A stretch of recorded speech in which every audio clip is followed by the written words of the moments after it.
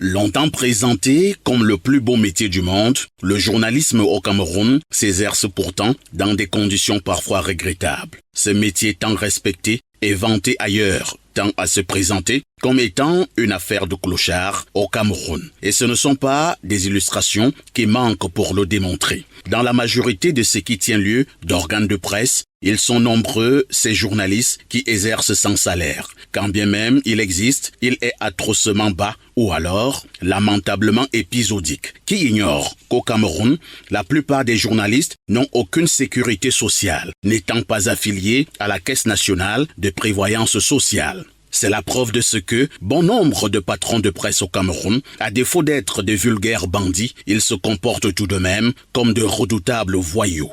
Comment comprendre que 60 ans après les indépendances, l'accès aux sources d'information soit resté aussi énigmatique? Au Cameroun, le journaliste exerce sous un sentiment de peur. Les intimidations, les menaces et les emprisonnements sont son plat quotidien. Comme si cela ne suffisait pas, le pays que dirige le président Paul Biya depuis une quarantaine d'années a décidé de passer à la vitesse supérieure en assassinant froidement les journalistes moins dociles. Au moment où, dans plusieurs pays africains, la subvention de l'État à l'endroit de la communication privée s'élève à des milliards, de manière annuelle au Cameroun, il est de 56 millions de francs CFA.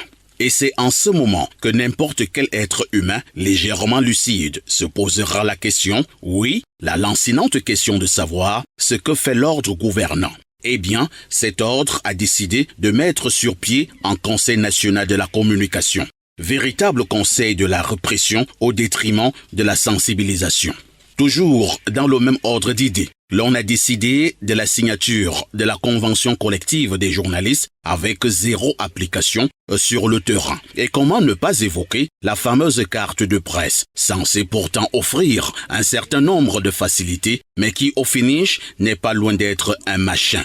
Qu'on se comprenne bien. Au moment où l'on célèbre la journée mondiale de la presse, les professionnels de l'information au Cameroun tirent le diable par la queue. Normal. Normal donc que le Cameroun soit parmi les derniers pays en matière de respect de la liberté de la presse au monde. Face à cette litanie d'embûches, l'on est en droit de penser qu'il y a un véritable complot contre la presse au Cameroun.